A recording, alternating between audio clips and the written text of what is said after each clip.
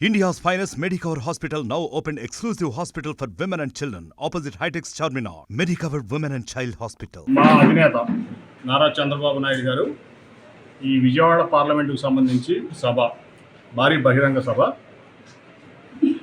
తిరువూరు నియోజకవర్గంలో జరపడానికి నిశ్చయించుకున్నారు. కాబట్టి ఈరోజు సన్నాహక సమావేశం జరిగింది. దాంట్లో రఘురామ్ గారు, ఆల్బర్ట్ రాజా గారు, కొనసాల నారాయణ గారు సమన్వయకర్తలుగా ఉన్నారు. దాంతో వాళ్ళు చెప్పాను, నేను ఈ సభ బాధ్యత నాది, పూర్తిగా ఈ సభ సక్సెస్ అయ్యేటట్టు నేను చూసుకుంటాను. ఖచ్చితంగా చంద్రబాబు నాయుడు గారి సభ మనం సక్సెస్ చేస్తాం. ఎప్పుడూ జరగనటువంటి విధంగా చంద్రబాబు నాయుడు గారి సభ తిరువూరులో చేస్తాం. స్వామిదాస్ ఉంటాడు, మున్ని ఉంటాడు, ఇక్కడ మా వాళ్ళంతా ఉంటారు.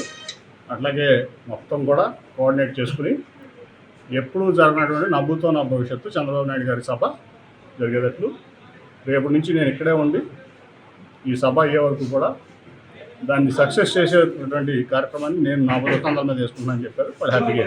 ఈ టీకప్లో తుఫాన్లు లాంటివి ఖచ్చితంగా, కాకపోతే ఇక్కడ సమన్వయ లోపం ఉంది. ఇక్కడ ఉన్నటువంటి ఇన్ఛార్జ్ కొత్తగా వచ్చాడు, ఆయనకు ఒక రాజకీయం తెలియదు, ఇక్కడ ప్రజల మనోభావాలు తెలియదు, వాటిని దెబ్బతీసే విధంగా ప్రవర్తించాడు. దాంతో కొంత రియాక్షన్ వచ్చింది.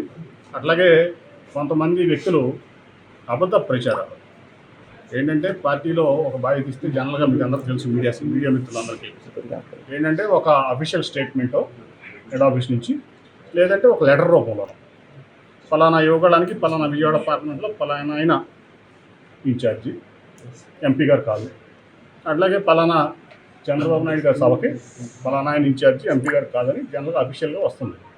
అందుకని అన్అఫీషియల్గా నేను ఇక్కడ ఎలక్టెడ్ ఎంపీని, 40 లక్షల మంది ప్రజలకి 16 లక్షల మంది ఓటర్లకి నేను ప్రతినిధి. రెండోసారి నన్ను చాలా గౌరవించి విజయవాడ పార్లమెంట్ ప్రజలు నన్ను ఎన్నుకున్నారు, నా బాధ్యత.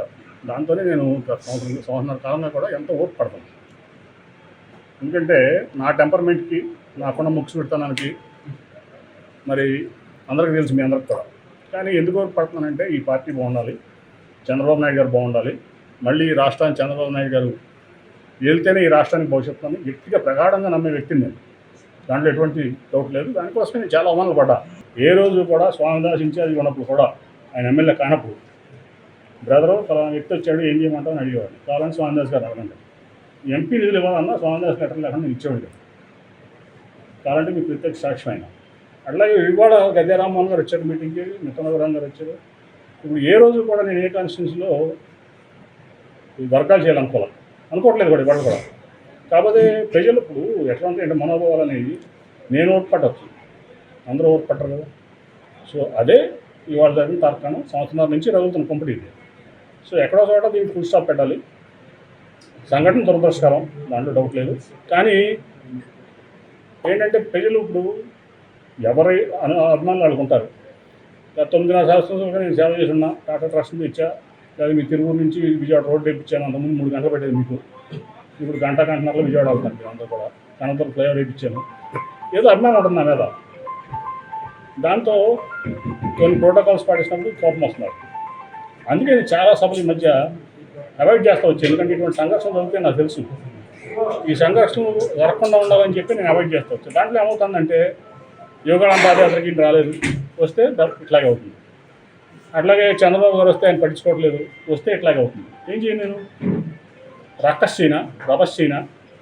నేను రతన్ టాటా స్థాయి వ్యక్తిని, ప్రధానమంత్రి నన్ను పేరు పెట్టి పిలుస్తాడు, నేను వచ్చి ఎల్లరూ చిల్లర కాల్ చేయకూడదు, విజయవాడ పేరు చెడగొట్టకూడదని ఓటు పెట్టాను. ఇప్పుడు నా చేతిలో దాటిపోయింది. సరే, రాబోయే పరిణామాలు ఏం జరుగుతుంది అనేది దేవుడు ఉన్నాడు, ప్రజలు ఉన్నారు, చూసుకుంటారు. నేనేం చేయలేను. మరిన్ని వీడియోస్ కోసం ఛానల్ ని సబ్స్క్రైబ్ చేయండి, లేటెస్ట్ అప్డేట్స్ కోసం వాట్సాప్ ఛానల్ ని ఫాలో చేయండి, అండ్ లింక్ డిస్క్రిప్షన్ లో ఉంది.